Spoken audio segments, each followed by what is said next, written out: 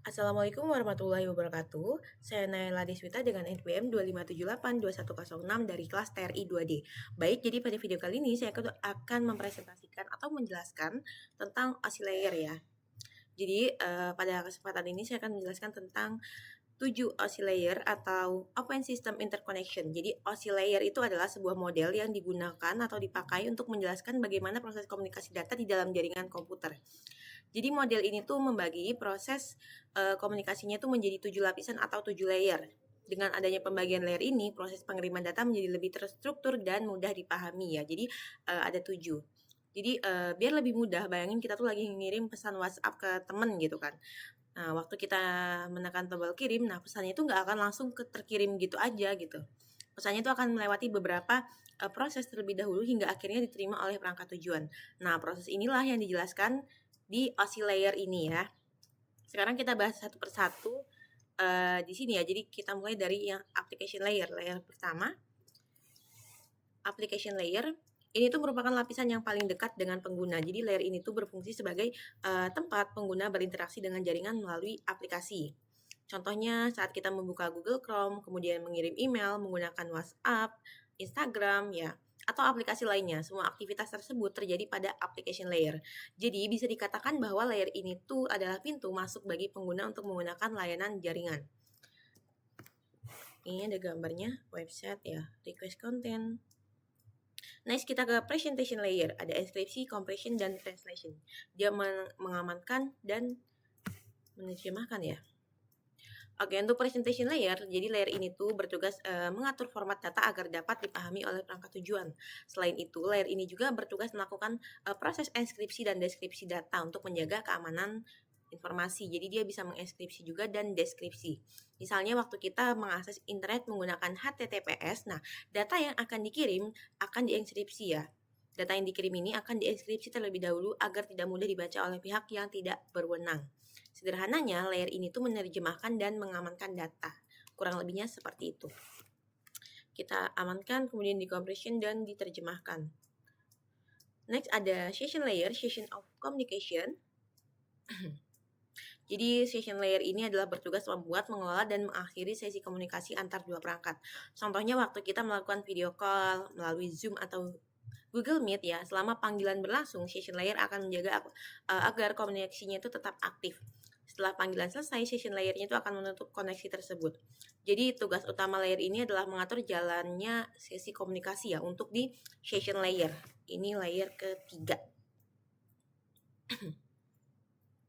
Kemudian next kita ke transport layer. Ada segmentasi, transport, dan reassembly. Segmentasi, memecah data menjadi bagian-bagian kecil. Oke, untuk transport layer, jadi layer ini tuh bertugas memastikan data dapat sampai ke tujuan dengan baik dan lengkap. Pada layer ini terdapat dua protokol yang cukup terkenal yaitu TCP dan UDP. Nah, TCP ini digunakan ketika data harus sampai secara lengkap dan berurutan. Contohnya saat mengirim file atau membuka website. Jadi dia tuh memastikan datanya itu sampai ke tujuan gitu. Berbeda dengan UDP, kalau UDP itu ketika kecepatannya itu lebih penting dibanding kelengkapan. Contohnya saat melakukan video streaming, live streaming, bermain game online, ataupun video call. Jadi transport layer ini bertugas mengatur bagaimana data itu dikirim dari pengirim ke penerima. Seperti itu. Ini segmentation itu adalah memecah data-data itu menjadi lebih kecil gitu. Kemudian ada network layer ya. Jadi layer ini tuh bertugas menentukan jalur terbaik agar dapat sampai ke tujuan. Pada layer ini digunakan alamat IP sebagai identitas perangkatnya. Jadi kita tuh menggunakan alamat IP di network layer ini. Perangkat yang bekerja pada layer ini tuh adalah router ya. Di sini ada contohnya routing, paket creation, paket assembly.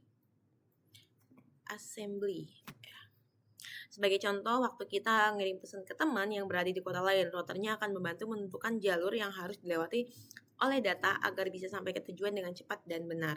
Karena itu, network layer sering disebut sebagai lapisan yang mengatur proses routing. Oke, next kita ke data link layer. Di sini ada frame ya, jadi dia tuh mengubah menjadi frame. Membungkus data, mengubah menjadi frame. Ada local network delivery ya. Nah, kalau misalnya data link layer ini, data link layer itu tuh berfungsi menghubungkan perangkat yang berada dalam satu jaringan lokal atau LAN. local area network ya. Layer ini tuh menggunakan MAC address sebagai identitas perangkatnya. Perangkat yang bekerja pada layer ini adalah switch ya, berbeda dengan network layer tadi kan router. Kalau misalnya data link layer yang bekerja adalah switch. Sebagai contoh, waktu kita di laboratorium ya, itu kan kita misalnya mau mengirim data ke komputer lain yang masih berada di dalam jaringan yang sama, maka switchnya ini akan menggunakan MAC address untuk menentukan kemana data itu harus dikirim. Jadi untuk data link layer itu tuh memastikan data sampai ke perangkat yang benar dalam satu jaringan LAN atau local area network. Seperti itu. Next, kita ke physical layer. Ini layer terakhir ya. Jadi dia tuh mengubah data menjadi bit atau 0 dan 1. Datanya itu diubah jadi bit. Physical layer itu merupakan lapisan yang berhubungan langsung dengan perangkat fisik ya. Contohnya kabel UTP. Jadi dia nyata gitu Kak. Kabel UTP, konektor RJ45, fiber optic, wireless ya, dan perangkat jaringan lainnya. Nah, pada layer ini data itu akan diubah menjadi sinyal atau bit yang berupa 0 dan 1. Jadi dia tuh diubah jadi angka 0 dan 1 untuk dikirim melalui media transmisi. Jadi kalau misalnya tanpa physical layer, datanya nggak akan bisa berpindah dari satu perangkat ke perangkat lainnya. Biar lebih mudah dipahami, seperti ini. Jadi kita tadi udah membahas ya tentang OSI layer, ada 7, dari application, presentation, session layer, transport layer, network layer, data link layer, dan physical layer. Biar mudah dipahami nih ya. Coba kita bisa lihat alur pengiriman datanya. Misalnya nih, saya mengirim pesan WhatsApp ke teman. Nah, pertama saya akan mengetik pada aplikasi WhatsApp-nya kan, yang berada di application layer ya, seperti yang tadi saya jelaskan. Kemudian datanya akan diterjemahkan dan diamankan sama presentation layer kedua. Setelah itu session layer membuat sesi komunikasi layer ketiga. Lalu transport layer itu memastikan datanya siap dikirim. Kemudian di network layer itu tuh memberikan alamat IP tujuan dan menentukan jalur pengiriman yang tadi menggunakan router ya. Dan data link layer ini menambahkan informasi MAC address. Kemudian physical layer mengubah data menjadi sinyal dan dia akan mengirimkan melalui media jaringan. Jadi mengubah data menjadi sinyal bit ya, 0 dan 1 untuk di physical layer.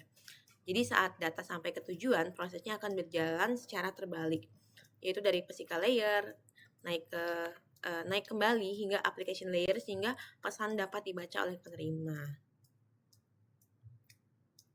Oke, mungkin dari penjelasan tadi saya itu bisa disimpulkan kalau misalnya OSI layer itu terdiri dari 7 lapisan dan dia itu saling bekerja sama dalam proses komunikasi jaringan. Setiap layernya itu memiliki tugas masing-masing dan fungsinya masing-masing ya. Mulai dari interaksi pengguna, penggunaan data, pengiriman data, pengaturan data, penentuan jalur hingga pengiriman melalui media fisik. Dengan memahami OSI layer, kita tuh bisa lebih mudah mempelajari jaringan komputer serta melakukan troubleshooting ketika terjadi masalah pada jaringan. Jadi ternyata setelah kita mempelajari OSI layer tuh saya bisa, oh ternyata kalau misalnya kita WhatsApp kirim tuh nggak bisa langsung kekirim aja. Ternyata dia tuh ada melewati atau melalui beberapa tahapan ya. Seperti itu. Dari OSI layer ini, 7 OSI layer ini. Oke, mungkin cukup sekian video penjelasan dari saya. Kurang lebihnya saya mohon maaf. Bila ada salah kata saya mohon maaf. Saya Naila Deswita, saya akhiri. Wassalamualaikum warahmatullahi wabarakatuh.